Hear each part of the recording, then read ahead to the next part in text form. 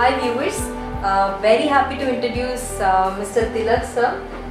So hi Thilak, this is a platform for young freshers who are looking forward, all the professionals who want to grow, and we kind of go around to capture various successful career stories plus a piece of advice that the professional should follow to be successful like you. So you are heading GE Chennai, and with 2 decades of experience, we would like to hear about your career journey. Okay, so first of all, thank you very much for giving me this opportunity, and I think you guys are doing a great job in trying to collect this sort of feedback from people in terms of their experience, in terms of what they have learned over a period of time. And I think if it can make an impression with 1% of the audience who are going to be listening, I'm really happy about it. If you look at my career journey, it was a little strange. I started, my +2 in doing science. So I did not have any clue about what I was getting into at that point of time. So my specialization in +2 was Maths, Physics, Chemistry and Computer Science. Being one of the average student at that point of time, did not even know where I was heading towards. So with the first class, I just passed out my +2, and it was my father who identified a course for me, which is called BLM, Bachelor of Labour Management. Joined there with no idea of what that course is all about. But after I joined, probably I realized that is something which is tuned to what my inclination is all about. So I took up that course a little seriously, and I enjoyed the subjects more than anything else because it was covering more about sociology, society, study of people, a little bit of labor law, a little bit of constitution and all that. Learning that you would still remember and which is fresh in your mind. See, my first year college started with a camp. We went to a rural place in Tamil Nadu. It's in a place called Koliyils in Salem. So we just started the post-graduation course, and all 25 of us were in the camp for about 10 days under a single roof in a tent with no electricity and all. So that gave us the experience of what life is all about. Where we need to work on a lot of things. To be very frank with you, we had worked with a tribal village there, and we had to educate them a lot of things. And we did not have any high-tech equipment, so we had to go about doing that in a way which is acceptable to them.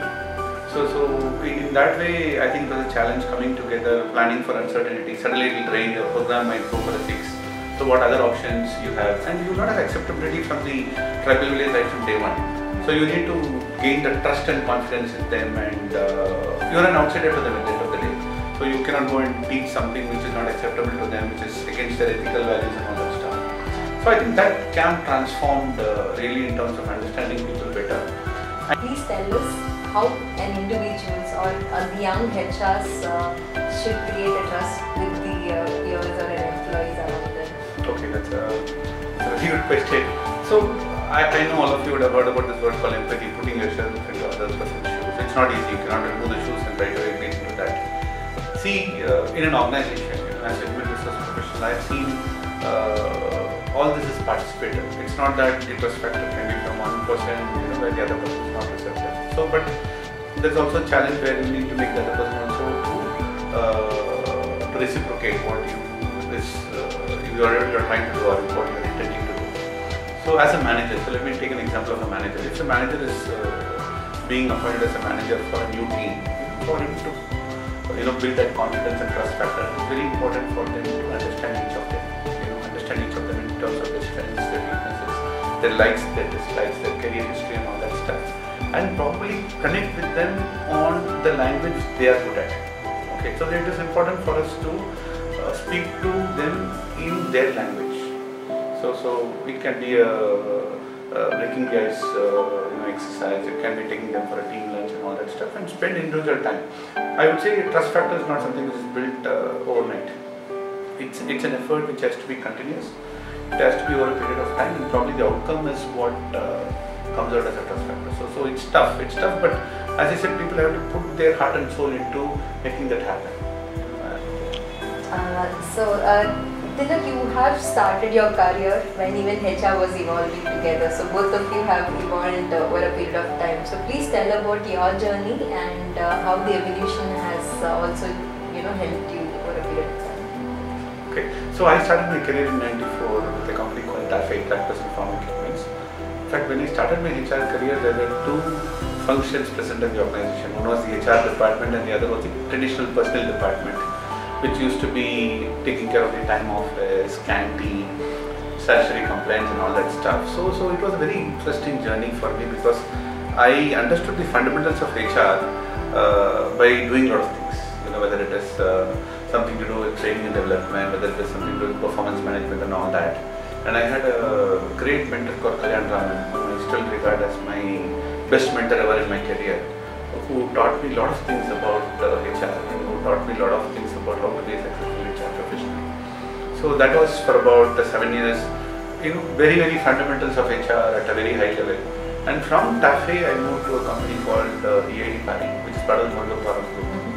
That's where I probably got into a little more depth from an HR standpoint, because that's where I realized that if you have to be a good HR professional, you have to also understand the business. In fact, in TAFE, I just understood what their manufacturing is all about, but in EID Pari, the requirement is very different. You need to speak the language of the business when you talk to your stakeholders. So that part of business connect, that part of appreciating what the business is all about, actually came after 7 years. That's a little long, but better late than never. So I think that was the transformation which really gave me a perspective to be a more successful HR professional, where I was part of a review where I was getting into even measuring efficiency of a technical team, of a marketing team, of an engineering team at a plant and all that stuff. So that's where I realized if you have to be a successful HR professional, you have to have the business connect. You need to understand what your business is all about. Otherwise, you will not have a place on the table. Okay. So after 11 years, when I was almost branded as a manufacturing HR guy, I moved into an IT organization. I worked with a company called Hexaware for about 5 years, where I did a lot of roles there. So how different is the manufacturing and the IT? So people actually talk about quite extensively in forums, even in interviews. Even if you go for an interview, they'll tell you that you are a manufacturing HR guy, but my IT organization is different. The requirement is different. For me, the fundamentals are the same. As long as you are able to appreciate what relationships are all about, as long as you are able to understand what your organization is wanting to deliver, that's good enough. So that's what exactly I realized when I moved into Hexaware. And in Hexaware, I did different roles. I did the campus hiring role, I did the HR partnering role, I did the HR operations role. No difference. As I said, if you are able to connect with people, if you are able to understand the human perspective of what your organization is wanting to deliver, it was really good. So from Hexaware, it was into GE in April 2011. I think the fundamental remains the same. If you talk about the evolution of HR, in fact, HR is now becoming more specialized. So about a decade before, it was HR and generic, which was not the case 2 decades before, because it was personnel department as well as HR. So in 2000, it was more generic HR. Now we're talking about HR which is being very specific. We're talking about a talent engagement, we're talking about a career planning, we're talking about a robust performance management, which is very different from what it was. So I think the field has gone through a lot of transformation for the good, transformation for the betterment of the organization, transformation for the betterment of people. And I would say today there's a lot of focus. There's a lot of focus in the organization, and most of the organizations have realized now that if they need to build a good image for them, they need to have the right kind of people. So I think I enjoyed this journey. What are the few strong qualities or the habits that you could say that lead to a successful journey? In fact, I am part of a big joint family. We were 5 of us, and my father was the only earning member at that point of time. I am the 4th son in my family.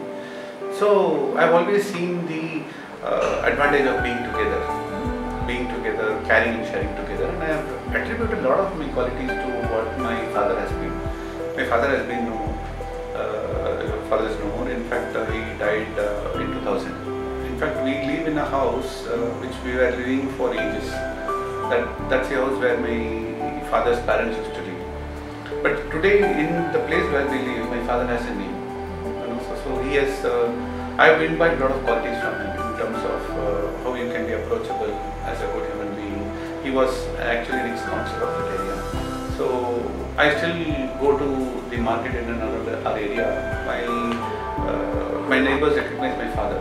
You know, I'm still recognized as someone who's Ithrajan's son, not as Thilak or Hari for that matter. You know, so after 15 years of death, if somebody can, you know, have that kind of acceptance and you know, remembrance by people, that's an amazing quality. So I think the biggest quality and biggest role model for me is my dad. You know, so if somebody says, forget about my profession, if somebody says Thilak is a good human being, he's one person who is very simple and easy to, you know, even talk to, I think I would relate that quality to my father.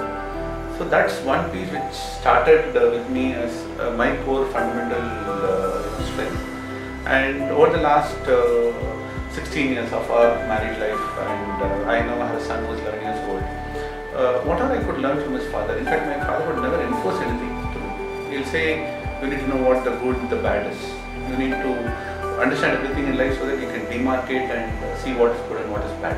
So what are the mistakes that had changed you over a period of time? See, when I was doing my post-graduation in MSW, you know, our HOD always used to say that you need to develop a lot of other skill sets in terms of presentation skills. And my college gave a lot of opportunities, like speakers forum. We used to have a performance forum and all that stuff where people would be encouraged to go and talk in front of people and all that. And those days I didn't realize the value of it. So I used to run away from all that. But when I started my career, it started really hitting me because I was not able to even stand in front of 10 people and speak. And I would actually credit to Kalyan Raman, you know, at that point of time, who actually made me go through the grind. He said, go, you know, speak, you know, with people, you make mistakes, no problem, have a piece of paper. And I think it took quite a bit of time for me to overcome that, you know, disability, or I would say that inefficiency. But today I think if students get an opportunity, the youngsters get an opportunity to improve their communication skills, or if they have a forum like this, I would strongly encourage them to take it up. You may make mistakes, nothing wrong, but that's very important for you to be successful. So that's probably one mistake which I can immediately recollect, which I wouldn't have done if I am given a second chance. To have you in the show, and it was really great inputs. I think people should enjoy and, you know, take it things to the next level. Thank you very much, and probably a couple of closing comments. Be focused, you know, understand your strengths, be flexible, and as I said, the people are like mirrors. Smile at them and you will get the smiles back in abundance. You know. And I should thank you guys for taking this effort, and I hope it definitely helps someone who's looking at taking some value out of it. Okay. Thank you very much, and all the best to you.